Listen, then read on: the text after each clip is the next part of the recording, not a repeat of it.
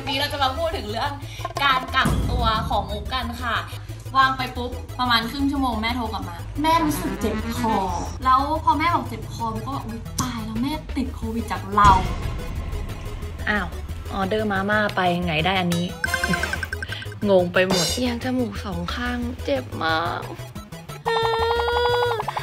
หนูจะออกไม่เห็นแสงเห็นตะวันได้แล้วใช่ไหมอยากจะร้องไห้อีกแล้วมุกวันนี้คือจะบอกว่าเทปนี้มันอาจจะแบบว่าฟังดูเศร้าๆนิดหน่อยมันจะไม่ใช่มุกวันนี้แต่ว่าสดใสนะคะเพราะว่าเทปนี้เราจะมาพูดถึงเรื่องการกักตัวของมุกกันค่ะช่วงที่ผ่านมาเนี่ยมุกมีเสี่ยง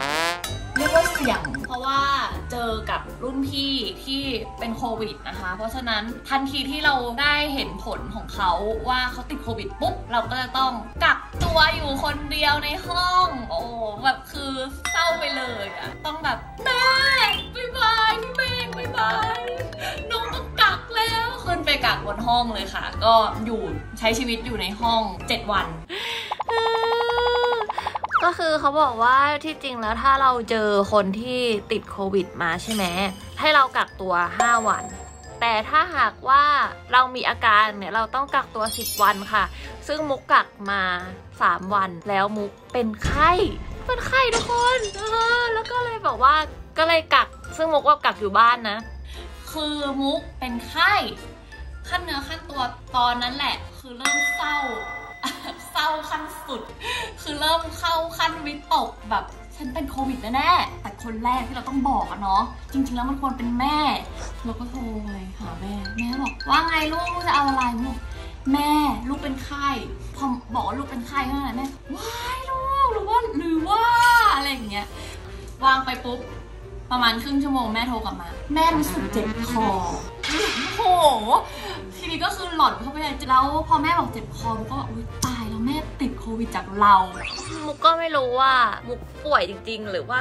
เป็นความหลอนของมุกที่ทำให้มุกรู้สึกแบบว่าไม่สบายคือน้ำลายไม่ลงแต่สิ่งที่มุกไม่เหมือนคนอื่นเลยก็คือมุกยังกินได้ปกติมากเจริญอาหารมากขึ้นด้วยซ้ำหรือว่าเจริญอยู่แล้ววะ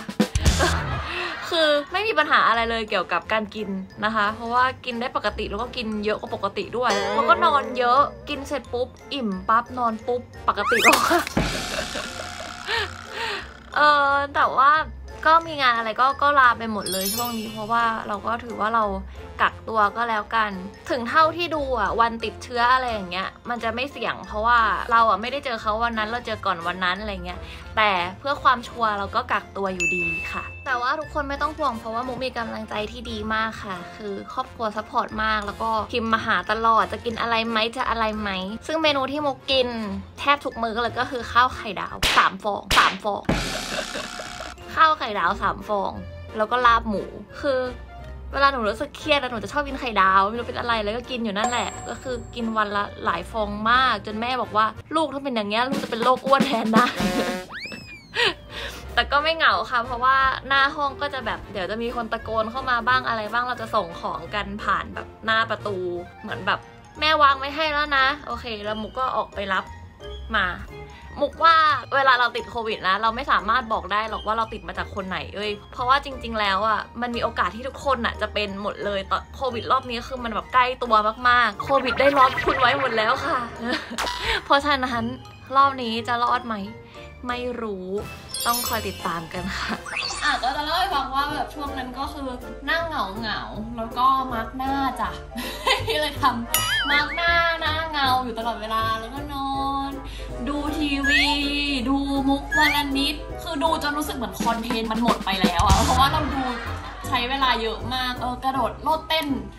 เล่นฮูลาฮูปอะไรก็ไม่รู้คือเหมือนแบบเหงามากโทรหาเพื่อนทุกคนแล้วก็คุยกับทุกคนแบบเป็นชั่วโมงเหมือนไม่ได้นอนไม่หลับนอนดูทีวีจนเบื่อเลยทุกคนที่เห็นเงานี่คือมาร์กหน้านะเราก็ไม่ปล่อยให้เวลาเราหายไปเปล่าๆเราก็นอนดูทีวีค่ะแต่ว่าก็เบื่อมากๆแล้วซีรีส์เหมือนจะหมดโลกไปแล้วอะคือเราดูขนาดนั้นอะดูเยอะขนาดนั้นอะทุกคนมันเศร้านะเว้ยแต่ก็แบบต้องอยู่ให้ได้แล้วเราก็มีถ่ายTwitterบ้างอะไรบ้าง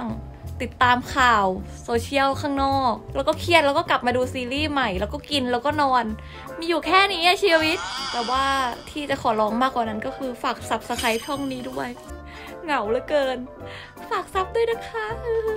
อยากเห็น300,000ค่ะอยากเห็น300,000ค่ะเย่เย่เย่ค่ะจากวันที่มุกเจอคนที่เป็นโควิดนะคะตอนนี้ก็เป็นเวลา6 วันแล้วที่กักตัวมาค่อนข้างหงอยแล้วเหมือนกันนะคะแต่ว่าทุกวันก็จะเหมือนกันเลยก็คือคุณแม่จะเอาข้าวมาให้ข้างบนในทุกๆมื้อในทุกเวลาที่เราหิวเราก็ไปรับที่หน้าประตูห้องนะคะกำลังจะกินบะหมี่กึ่งสำเร็จรูปค่ะวันนี้ออเดอร์ไปแต่เมนูมันก็จะเดิมๆค่ะทุกคนมันก็เป็นเมนูที่บ้านเราทำได้นั่นแหละอ่ะมาแล้วอาหารมาพอดี โอเคเดี๋ยวไปรับอาหารค่ะอ้าวออเดอร์มาม่าไปไงได้อันนี้ งงไปหมดโอเคถือว่าแบบได้ทุกอย่างมาอย่างที่ต้องการนะได้ขนมด้วยคือไม่แปลกใจแล้วล่ะค่ะไม่เคยได้อะไรตามที่ออเดอร์อยู่แล้ว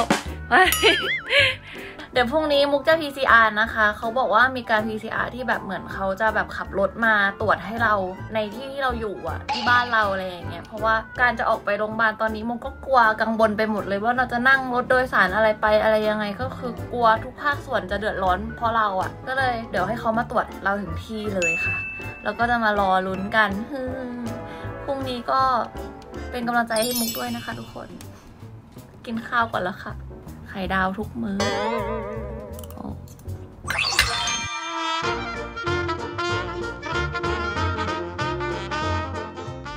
เพิ่งตื่นเลยค่ะเอาล่ะเราจะไปสวอปข้างล่างกันนะคะเขาบอกว่าทีมงานมาแล้วเว้ยยังตื่นไม่ดี ไปลงมาสวอปคือทุกคนก็จะแบบกันทางให้พี่เมย์กับแม่อะไรก็จะไปแอบอยู่ตรงอื่นมุกก็จะมาสวอปที่ห้องหนึ่งแล้วมุกก็ขึ้นกลับไปเหมือนเดิมบ๊ายบายทุกคนแล้วก็ขึ้นกลับไปแล้วก็รอผลขึ้นมาแล้วอย่างรวดเร็วค่ะบอกเลยว่าตรวจครั้งนี้แบบเจ็บมากรู้สึกว่าเจ็บกว่าทุกครั้งแล้วก็ตรวจทั้งในปากแล้วก็ยางจมูก2 ข้างเจ็บมากแต่ว่านอนต่อแล้วไม่ไหวง่วงจะมารอลุ้นผลพรุ่งนี้กันค่ะทุกคนผลออกมาแล้วว่า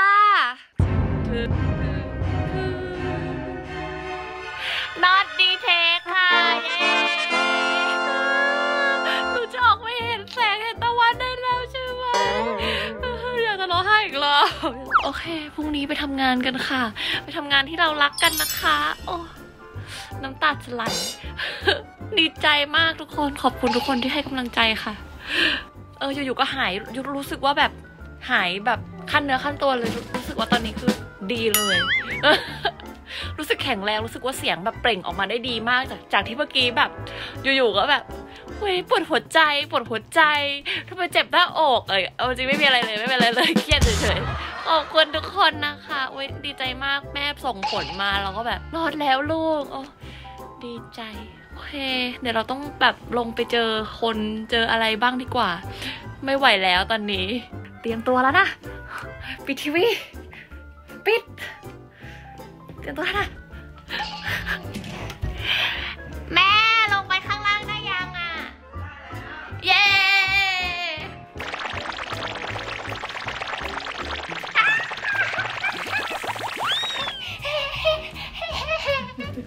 เหงามากเลยใช่ไหม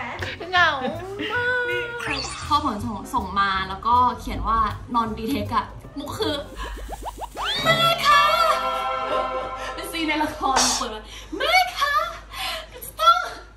ออกไปข้างนอกแล้วค่ะเป็นรอดแล้วค่ะก็ออกมาแล้วก็กอดแม่แล้วก็สั่งอะไรมากินข้างล่างอะไรอย่างเงี้ยคือรอดแล้วไงแล้วก็โอเคเราถึงได้กลับมาทำงานค่ะหลังจากที่เหงาหงอยมาหลายวันเกินไปโควิดซีซั่นนี้นะคะก็หวังว่าทุกคนจะรอดนะคะอยากให้ทุกคนระวังตัวกันเพราะว่าอย่างบ้านมุกอย่างเงี้ยก็มีผู้ใหญ่ที่บ้านด้วยก็ต้องระวังพิเศษนะก็อย่างเวลามุกไปทำงานก็ต้องตรวจ ATK ตลอดแล้วก็ถ้าเป็นถ่ายละครที่ต้องแบบถอดแมสหรืออย่างไปรายการที่เขาต้องถอดแมสคุยกันมีการสัมผัสกันอย่างเงี้ยอันนี้คือเขาก็จะเป็น PCR ทุกงานค่ะยังไงก็ทุกคนก็อย่าลืมตรวจ ATK แล้วก็ระวังตัวนะคะล้างแอลกอฮอล์ล้างมือตลอดนะคะยังไงก็